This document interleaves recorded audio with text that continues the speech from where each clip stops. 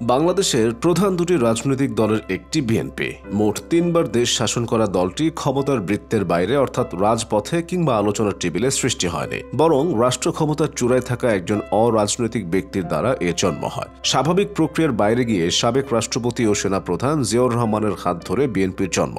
মুক্তিযুদ্ধের অন্যতম sector commander এবং জেড ফোর্সের অধিনায়ক জিয়া মূলত 1975 সালের 15ই আগস্ট সপরিবারে বঙ্গবন্ধু পর নানা ঘটনাচক্রে ক্ষমতার কেন্দ্রবিন্দুতে চলে আসেন। 75 সালের 11ই নভেম্বর বেতার ও টেলিভিশন ভাষণে তিনি বলেন, আমি রাজনীতিবিদ নই, একজন সৈনিক। রাজনীতির সাথে আমার কোনো সম্পর্ক নেই এবং আমাদের সরকার সম্পূর্ণ নির্দলীয় ও অরাজনৈতিক। এরপর 1976 সালের মে মাসে সোহরাওয়ার্দী উদ্যানে জনসভায় বলেছিলেন, আমি একজন শ্রমিক। কিন্তু এক পা দুই পা করে সেই সৈনিক ও শ্রমিকটি ঠিকই রাজনৈতিক দল গঠন করেন। জিয়াউর রহমান খুব ধীরস্থির স্বভাবের ছিলেন। দেশের প্রধান সামরিক আইন প্রশাসক হওয়ার পর তার মনে হলো একটা ঘোষণাপত্র বা কর্মসূচি, এজেন্ডা বা ম্যানিফেস্টো থাকা দরকার। সেজন্য আধুনিক বাংলাদেশ গড়ার প্রত্যয়ে 1977 সালে 19 দফা কর্মসূচি ঘোষণা করেন। সে সময় সেনাবাহিনীতে তাকে চ্যালেঞ্জ করার মতো কেউ ছিল না। রাজনীতিবিদরা বিভক্ত, জনবিচ্ছিন্ন ও দিশেহারা। তারপরেও জিয়া তার জনপ্রিয়তার প্রমাণ দিতে হ্যাঁ না ভোটের আয়োজন করেন। ফলাফল ছিল অবিশ্বাস্য।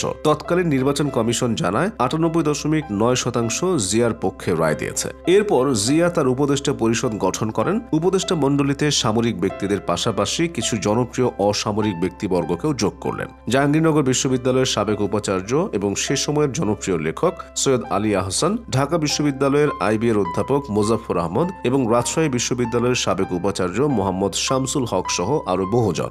এরপর যোগাযোগ শুরু করেন রাজনীতিবিদদের সঙ্গে। জিয়া চেষ্টা করেন বিভিন্ন দলের সমন্বয়ে একটা বিস্তৃত প্ল্যাটফর্ম করার। মূলত কোনো নির্দিষ্ট দর্শন বা কর্মসূচির চেয়েও তার কাছে বেশি গুরুত্বপূর্ণ ছিল ক্ষমতাচ্যুত আওয়ামী লীগের পাল্টা বড়সড় একটি মঞ্চ তৈরি করা। তার রাজনৈতিক দল তৈরির প্রক্রিয়াও ছিল তাই একটু ভিন্ন ধরনের। সবকটি ডিম তিনি এক ঝুড়িতে রাখতে চাননি। দলে বিভিন্ন কাজে যোগ্য অনেক ব্যক্তি এবং মাধ্যমকে ব্যবহার করতে চেয়েছিলেন। সেনাবাহিনীর principal staff officer brigadier general Nurul Islam Shishu এদের একজন। তার অফিসে রাতে বসত বৈঠক। জিয়ার একান্ত সচিব কর্নেল অলি আহমদও দল তৈরিতে রাখেন গুরুত্বপূর্ণ ভূমিকা। এক পর্যায়ে রাজনৈতিক জোট গড়ার পরিকল্পনায় পরিবর্তন আনলেন জিয়া। রাজনৈতিক জোট তৈরির পাশাপাশি নিজস্ব একটা রাজনৈতিক দল তৈরির বিষয়েও কাজ শুরু করেন তিনি। কারণ জোট গড়তে গিয়ে তার মনে হয়েছে নিজের শতভাগ অনুগত একটি দল না থাকলে জোটকে নিয়ন্ত্রণ করা যায় না। এরপর 1978 সালের ফেব্রুয়ারি মাসে জিয়া জাতীয়তাবাদী গণতান্ত্রিক দল বা জাগ দলকে সামনে আনেন। তবে সেই দল রাজনীতিতে ঢেউ তুলতে পারেনি, কেননা অন্য দল থেকে খুব কম নেতাই এতে যোগ দেন।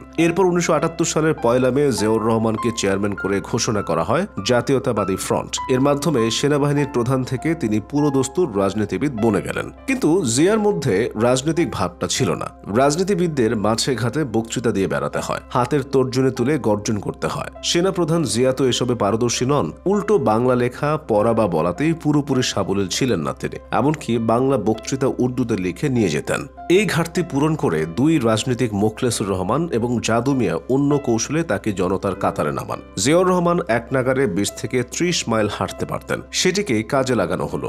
দেশের যেখানেই যান পাড়াগায়ের রাস্তা ধরে হাঁটতে শুরু করলেন জিয়া। ইউনিয়ন পরিষদের চেয়ারম্যানও যেখানে যান না, পায়ে হেঁটে সেখানে চলে যান প্রেসিডেন্ট। গ্রামের বাড়ি বাড়ি কানাকাঞ্চি দিয়ে ঘোরাঘুরি করে তিনি লোকজনের ভালো মন্দ খোঁজ খবর নিতে লাগলেন। সাধারণ মানুষের জন্য এ ছিল এক বিশাল ব্যাপার। এভাবেই ধীরে ধীরে জনপ্রিয় হয়ে ওঠেন জিয়াউর রহমান। আরো মজার ব্যাপার হলো দেখতে দেখতে চোস্ত বক্তব্য দেওয়াও রপ্ত করে ফেললেন। 1978 সালের জুনে রাষ্ট্রপতি নির্বাচনে জাতীয়তাবাদী ফ্রন্টের প্রার্থী হন জিয়া। নির্বাচন কমিশন জানায় তার পক্ষে রায় পড়েছে 76.33%। এরপর তিনি বিএনপি তৈরির কাজ এগিয়ে নেন। দলটির শুরুর দিককার নেতা তানভীর আহমেদ সিদ্দিকী প্রস্তাব করেন জাস্টিস পার্টি নাম রাখার, কিন্তু জিয়া চাইছিলেন নামের সঙ্গে জাতীয়তাবাদী শব্দটা থাকুক। পরে ঠিক হয় নাম হবে বাংলাদেশ জাতীয়তাবাদী দল বা বাংলাদেশ ন্যাশনালিস্ট পার্টি, সংক্ষেপে বিএনপি। বিএনপি সৃষ্টির পর 1978 সালের 28 আগস্ট জাগদল বিলুপ্তি করে দেওয়া হয়। জাগদল ছাড়াও NAP, united people's party, labour party ও মুসলিম লীগও বিলীন হয় জিয়ার বিএনপিতে। সে হিসেবে বিএনপিকে 5 দলের সম্মিলিত স্রোত বলা যায়, যাদের একতার মূল ভিত্তি ছিল আওয়ামী লীগ বিরোধিতা। বিএনপি গঠনের 4 দিনের মাথায় 1 সেপ্টেম্বর রমনা রেস্তোরাঁয় সংবাদ সম্মেলন করে জিয়া বিএনপির নাম, দলের নাম, গঠনতন্ত্র এবং কর্মসূচি ঘোষণা করেন। বিএনপির গঠনতন্ত্র তৈরির প্রক্রিয়ায় যুক্ত ছিলেন 9 জন। তাদের মধ্যে জিয়াউর রহমান ছাড়াও ছিলেন বিচারপতি সাত্তার, নাজমুল হুদা, মওদুদ আহমদ এবং ডাক্তার বদরুদ্দোজা চৌধুরী সহ আরো অনেকে।